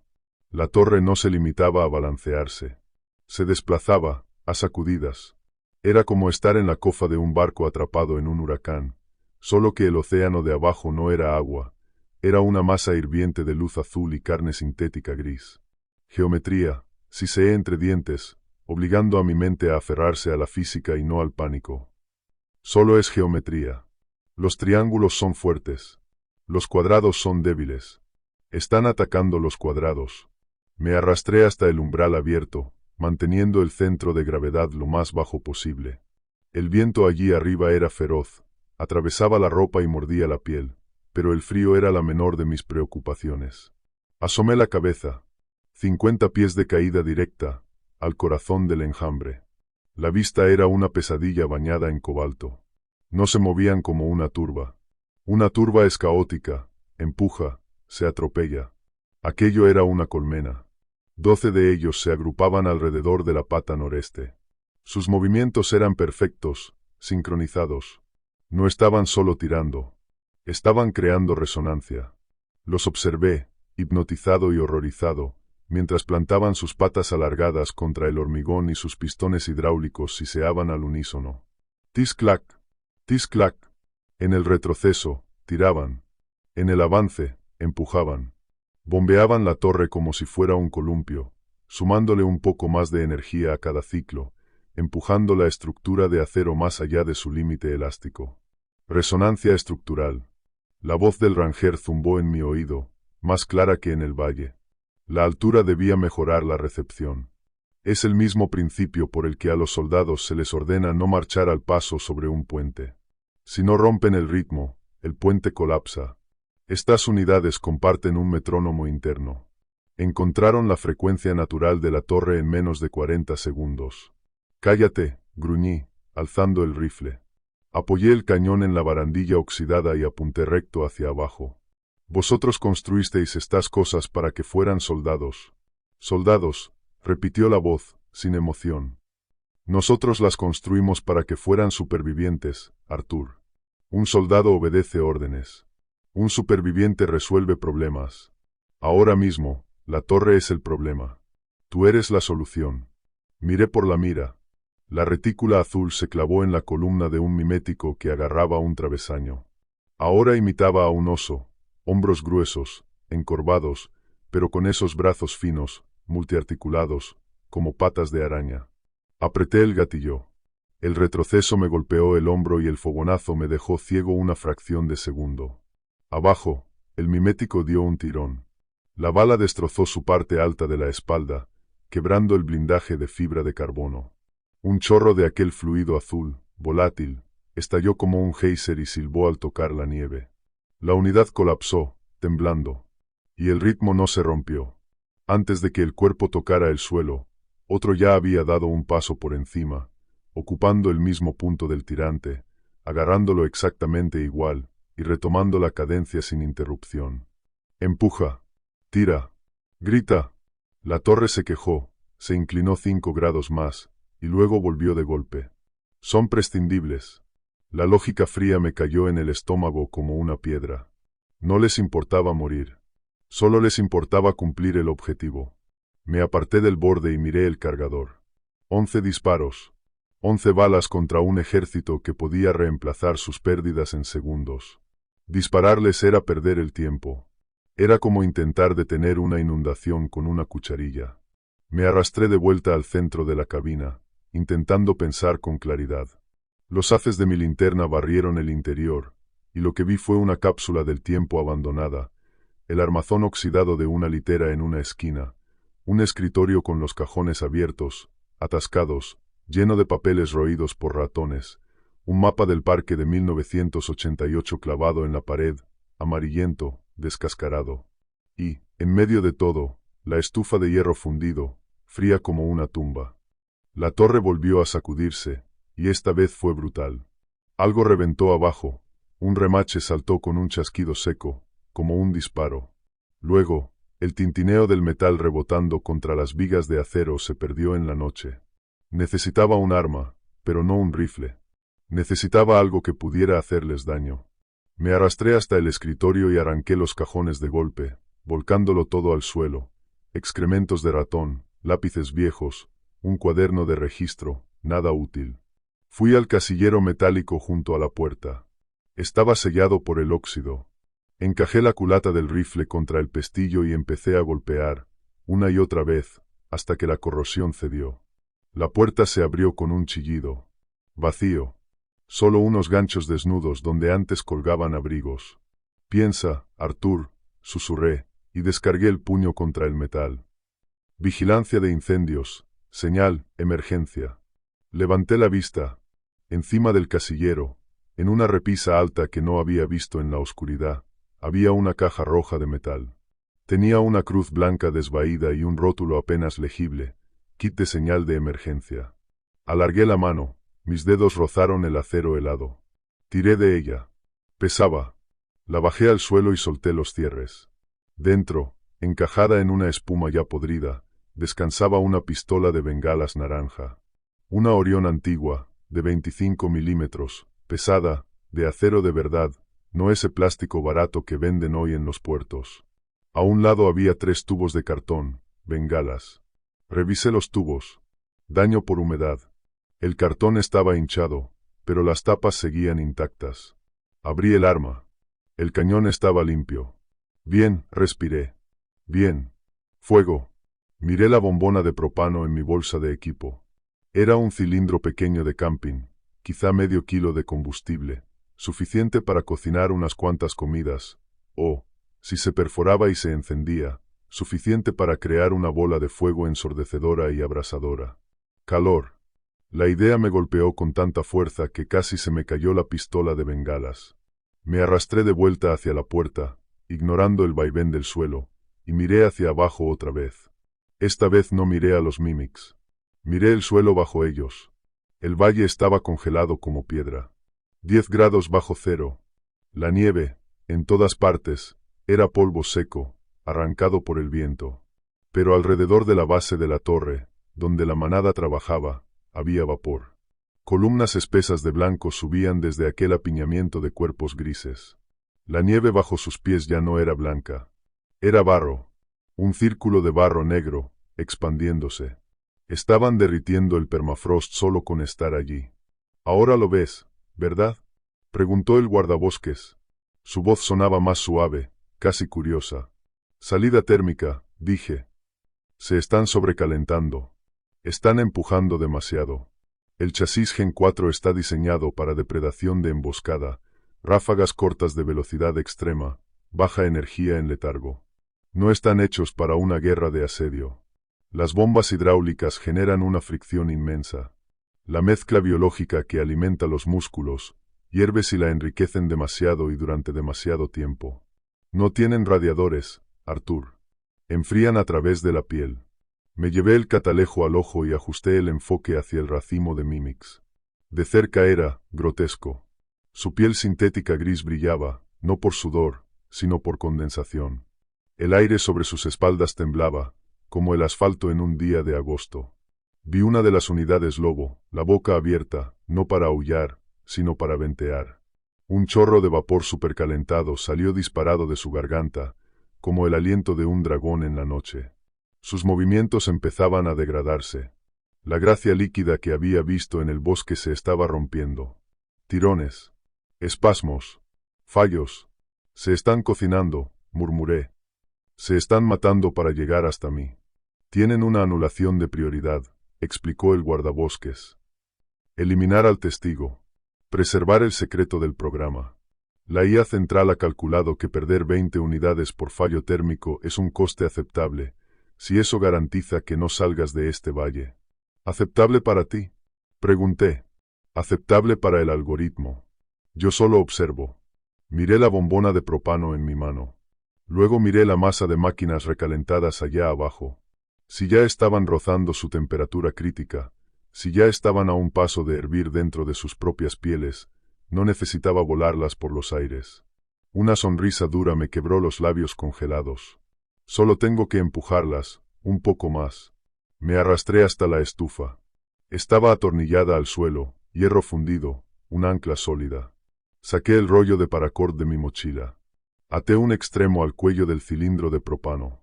El otro, a una pata de la estufa. Fui soltando cuerda, unos 6 metros, lo suficiente para colgar la bombona a mitad de las patas de la torre, justo por encima de las cabezas de los Mimics. Tenía que esperar. Los necesitaba más cerca. Los necesitaba juntos. Apretados. La torre dio un latigazo violento hacia la derecha. Esta vez no volvió. ¡Crack! Un estruendo retumbó desde la pata sureste. El ariostramiento de acero se había cortado. La estructura cayó unos 15 centímetros, ladeándose de forma peligrosa. Mi equipo se deslizó por el suelo. El mapa viejo se rasgó y se desprendió de la pared. Advertencia, dijo la voz del guardabosques, sin una pizca de emoción. La integridad estructural es crítica. Colapso inminente en 60 segundos. Gracias por el aviso, grité, agarrando la pistola de bengalas. Cargué una. El cartucho rojo, grueso, encajó en la recámara con un clunk satisfactorio. Me arrastré hasta la puerta. La inclinación era brutal ahora, quizá 30 grados. Tuve que clavar los pies contra el marco para no deslizarme hacia afuera. Abajo, los Mimics estaban frenéticos. Percibieron la debilidad. El empuje rítmico se detuvo y fue reemplazado por un frenesí caótico de tirones y desgarros. Trepaban unos sobre otros, forcejeando contra el acero, con los cuerpos irradiando calor. A través del visor, vi parpadear sus ojos azules, apagándose y volviendo a encenderse, mientras sus núcleos de energía luchaban por mantenerse estables. Volvieron a gritar, pero las voces ya no eran las mismas. Ya no imitaban a los humanos. La máscara había caído. Ahora solo quedaba un alarido crudo, digital, de pura agonía. Re. Sonaba como un módem muriéndose dentro de un incendio. Bajé el tanque de propano por el borde. Dejé correr el cordel despacio, observando el cilindro blanco descender hacia la oscuridad. Giraba con el viento, un péndulo diminuto frente a las formas negras e inmensas de las montañas. «Vamos», susurré. «Mira el juguete brillante». El tanque quedó a la altura de las crucetas, a unos 5 metros por encima de las cabezas de la manada. Uno de los mímicos, alto, flaco, el que antes había fingido ser un abedul, alzó la vista. Sus sensores se clavaron en el metal. Extendió el brazo. Los dedos se estiraron como lianas. «Eso es, acércate». Los otros lo notaron también. Dejaron de desgarrar las patas. Se detuvieron. Miraron hacia arriba, con los sensores térmicos siguiendo el frío del tanque de propano contra el calor de sus propios cuerpos. Se agruparon debajo, formando un nudo compacto de maquinaria sobrecalentada. Les grité desde arriba. 20 rostros se alzaron de golpe. 20 pares de ojos azules se fijaron en mí. «Arde». Levanté la pistola de bengalas. No apunté a los mímicos. Apunté al tanque. Era un disparo traicionero. Una pistola de bengalas no es un arma de precisión, es una escopeta con mal carácter. Tenía que anticipar el balanceo del objetivo. Tomé aire. El aire sabía a ozono y a miedo. Apreté el gatillo. ¡Tum! El retroceso fue más fuerte de lo que esperaba. Una estela de fósforo rojo, cegador, salió del cañón dejando una cola de humo blanco. Falló el tanque por centímetros. La bengala golpeó una pata de acero de la torre, rebotó como un demonio y fue a morir en la nieve, silbando, escupiendo luz roja. «¡Mierda!», grité. Abrí el arma y manoteé el segundo cartucho. Tenía los dedos entumecidos. Se me resbaló. Repicó contra las tablas inclinadas del suelo. Abajo, los mímicos comprendieron el peligro. El alto saltó, con las garras arañando el aire, y alcanzó el tanque. Enganchó el paracord. El cordel se tensó de golpe. Dentro de la cabina, La estufa gimió cuando el peso del mímico tiró de ella. Recogí el cartucho del suelo y lo encajé a la fuerza en el arma. La torre crujió. La pata bajo mis pies cedió. El piso bajó otro palmo. Me estrellé contra el marco de la puerta. El viento me arrancó el aire de los pulmones. El mímico estaba subiendo por la cuerda. Se izaba mano sobre mano, con los ojos azules fijos en mí y la boca abierta, expulsando vapor. Detrás, otros empezaban a trepar por las patas, clavando las garras en el acero oxidado. Ya no sacudían la torre para derribarla. Estaban subiendo para rematarme. Me incliné hacia afuera, colgando a medias sobre el abismo, sostenido solo por la fuerza desesperada de mis manos aferradas al marco. El tanque rebotaba como loco, sacudido por el mímico que escalaba. No apunté. Señalé. Apreté el gatillo. ¡Tum! La segunda bengala espiraló en la oscuridad, y golpeó el tanque de propano en pleno centro. Durante un microsegundo no pasó nada. Solo el clink del impacto. Y entonces el mundo se volvió blanco. La explosión no fue una bola de fuego de película. Fue una conmoción. El gas expandiendo se prendió al instante, y una onda de choque golpeó la base de la cabina, levantando toda la torre por el latido de un corazón, antes de soltarla de nuevo. Pero en los mímicos fue peor. Mucho peor. La llamarada se tragó el racimo de cuerpos al pie de la torre. Y no se limitó a quemarlos, disparó una reacción en cadena. Me protegí tras el piso de la cabina mientras un fluido azul, volátil, dentro de ellos alcanzaba su punto de ignición. El mímico que trepaba por la cuerda explotó. No por la bomba, sino desde dentro. Su pecho reventó en un estallido de fuego azul neón. Esa sustancia ardiente cayó como lluvia sobre la manada. Cada gota que tocaba a otro mímico actuaba como napalm. Su piel, ya sobrecalentada, ya comprometida, no soportó el choque térmico. Se encendieron. Y cuando un Gen 4 arde, grita. El sonido era ensordecedor. Como 20 trituradoras industriales despedazando chapa metálica. La luz azul de las llamas fue tan intensa que iluminó toda la cima, proyectando sombras largas y dentadas sobre la nieve. Pero la explosión hizo algo más. Voló la pata de soporte debilitada. Lo sentí antes de verlo, esa sacudida, esa ingravidez breve, como si el cable de un ascensor acabara de romperse. La torre empezó a caer. No se desplomó como un árbol. Se retorció en espiral. Las patas restantes se torcieron. El metal chilló por última vez mientras se desgarraba. La cabina rotó. El suelo se volvió pared, la pared, techo. Yo salí despedido contra el fondo. La estufa se arrancó de sus pernos y atravesó la ventana. El mundo se convirtió en un borrón de estrellas girando, fuego rojo y acero gris. Me hice un ovillo, me cubrí la cabeza con los brazos, gritando sin voz mientras la torre se estrellaba contra la montaña. El impacto fue una sucesión de golpes brutales, rompehuesos. Crujido, deslizamiento, choque. La nieve reventó por las ventanas rotas e inundó la cabina, apelmazándolo todo en un instante. El chirrido del metal desgarrándose se tragó los gritos de los mímicos en llamas. Y luego, quietud. Estaba tumbado en el techo, o tal vez en la pared. No podía distinguirlo. Estaba enterrado en nieve, vidrio y restos. Me zumbaban los oídos tan fuerte que no podía oír ni mi propio corazón. Intenté moverme. Mi brazo izquierdo gritó de dolor, dislocado, quizá roto. Las costillas me ardían como si una mula me hubiera pateado el pecho. Pero estaba vivo. Aparté la nieve de mi cara con la poca fuerza que me quedaba, jadeando, tragando aire como si me lo estuvieran cobrando. La cabaña estaba a oscuras, sepultada dentro de un ventisquero. Y entonces, desde mi bolsillo, una voz. Artur. Mi radio, milagrosamente seguía funcionando. Artur, ¿me copias? Escupí sangre y nieve. Con la mano buena, torpe, a ciegas, busqué el aparato. Estoy, aquí, ronqué. Atrapado. Hubo una pausa. Casi sonó a aprobación. Notable, dijo el guardabosques. Sobreviviste a la caída, pero, Artur, mira afuera. Me arrastré hasta el hueco donde antes había una ventana. Empujé la nieve, arañando, abriéndome paso hacia el aire libre. Estaba a mitad de la montaña. La torre había resbalado por la ladera de pedregal y había quedado encajada contra un peñasco enorme. Alcé la vista hacia la cumbre. El fuego seguía ardiendo. Un infierno azul, hermoso y aterrador, rugiendo contra el cielo nocturno, pero recortadas contra esas llamas, bajando por la pendiente, venían siluetas. No eran las que yo había quemado. Eran nuevas. Llegaban desde el otro lado de la montaña. Refuerzos. Y al frente, había algo más. Algo gigantesco. Parecía un oso, pero se alzaba sobre las patas traseras, demasiado alto, imposible. Su blindaje no era gris, era negro.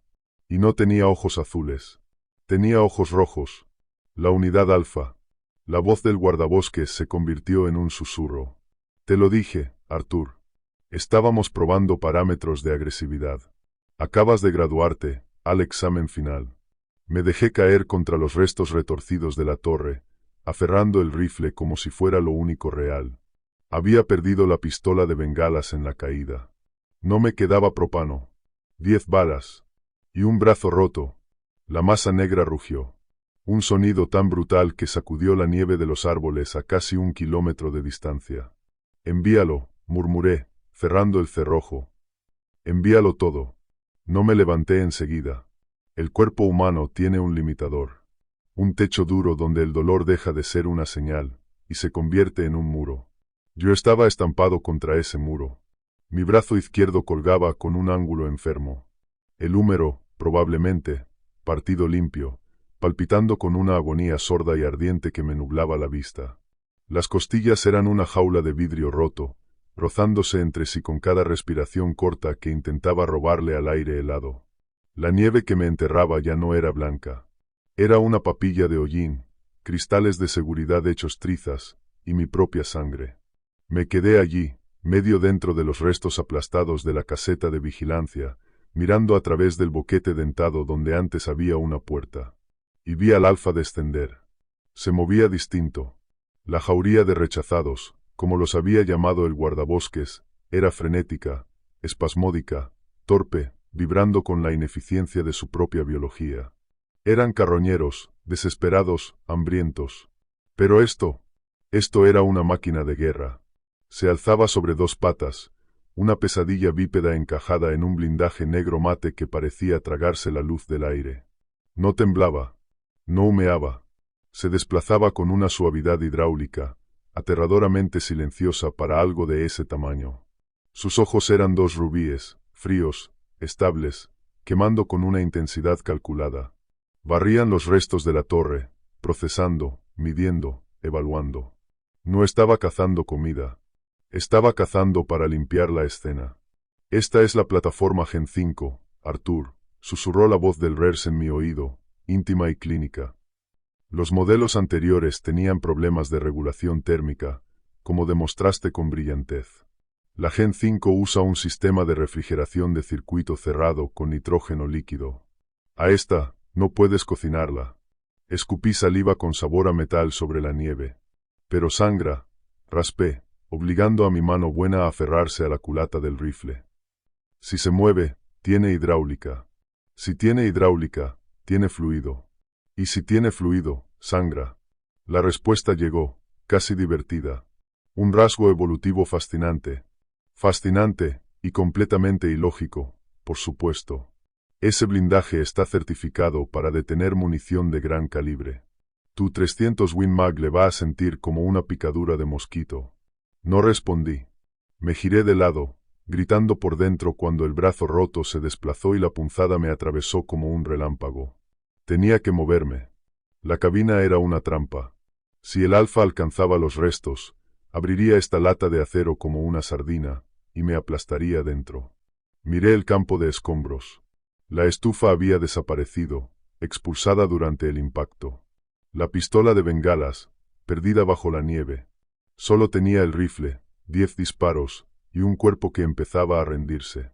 Miré más allá del alfa, hacia la línea de árboles. El incendio de la primera oleada se apagaba, dejando marcas negras sobre la nieve, pero el calor aún irradiaba. Y más allá, los árboles cicatrizados por ácido. Los pinos ponderosa que había visto antes. Los de la corteza derretida. Recordé el olor, ozono, químicos, y las palabras del RERS. Los componentes biológicos son volátiles. Los árboles se habían quemado porque los miméticos se frotaban contra ellos, descargando sus residuos, sus subproductos ácidos. Si la savia de esos árboles se mezclaba con esa descarga química, se creaba una resina, un lodo. Me arrastré fuera del amasijo de metal, deslizándome cuesta abajo sobre la espalda, manteniendo el bulto de acero retorcido entre el alfa y mi línea de visión. Llegué al pie de la pendiente y me metí a trompicones tras una roca grande. Tud, tud, tud. El alfa aceleraba. Me había visto moverme. No corría, pero galopaba, devorando la distancia con zancadas eficientes y horribles. Levanté el rifle y lo apoyé sobre la piedra. Apunté a la cabeza, no a la cara. La cara era blindaje. Apunté a los sensores. A los ojos rojos. Solté el aire, ignorando el dolor punzante en el pecho. ¡Crack! El disparo retumbó en el valle. La bala chisporroteó contra el casco del alfa, a centímetros del ojo izquierdo.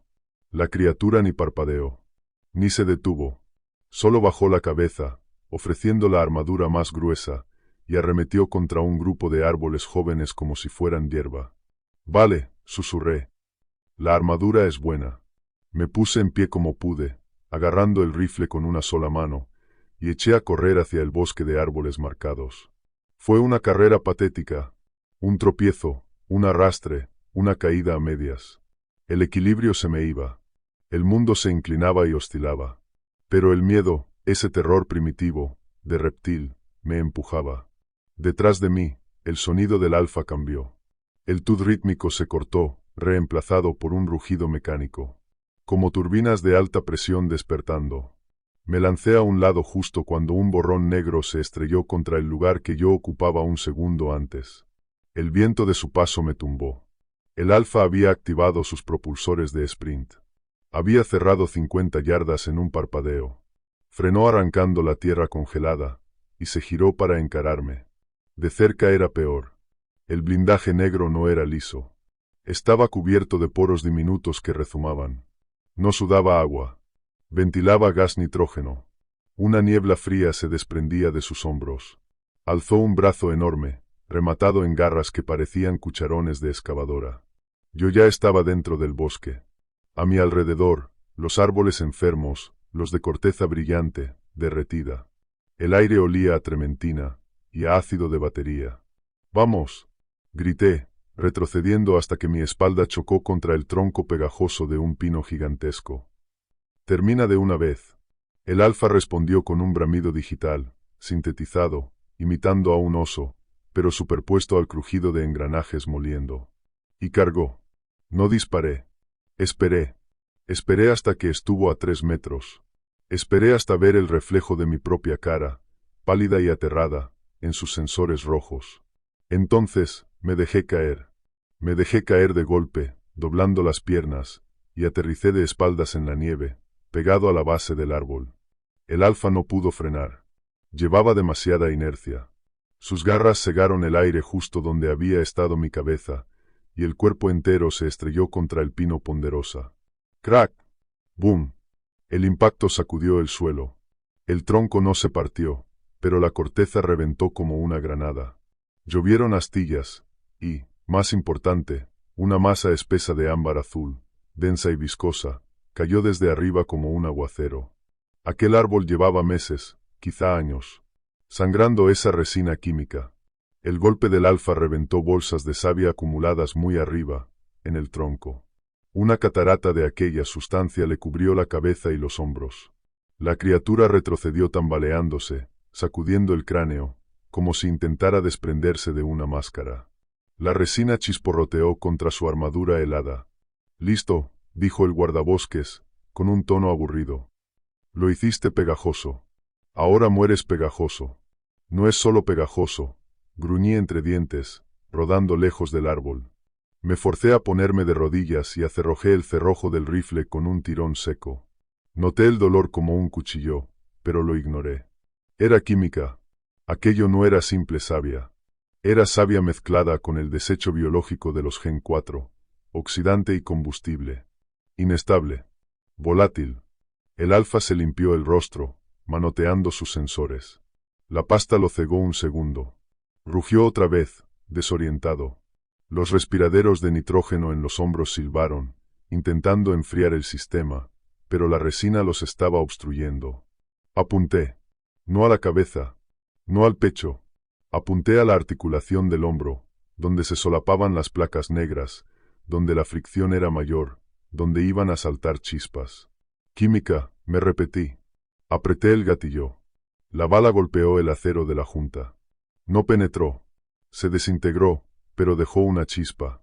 Un fragmento de cobre sobrecalentado y núcleo de acero salió despedido a casi 1000 metros por segundo, directo hacia la mezcla de resina y nitrógeno. La reacción no fue instantánea. Hubo una pausa, una vacilación en el universo. Y entonces, un sonido como el de un motor a reacción inhalando. ¡Boom! La resina no ardió. Se volvió hipergólica. Se encendió con una ferocidad que blanqueó la noche. Un incendio químico, alimentado por la savia volátil y los oxidantes del propio sistema de ventilación del alfa, estalló sobre la parte superior de su cuerpo. El alfa gritó. No fue el chillido digital de los Gen 4. Fue un alarido mecánico, un chillido de sistemas colapsando. El fuego ardió lo bastante caliente como para agrietar la fibra de carbono.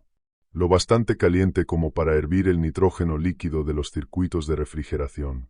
La criatura se debatió, convertida en un pilar de llamas azules y naranjas. Golpeó a ciegas otro árbol y extendió el fuego. Luego otro. Y otro. La arboleda empezó a prender. La resina volátil en los demás troncos se encendió como gasolina.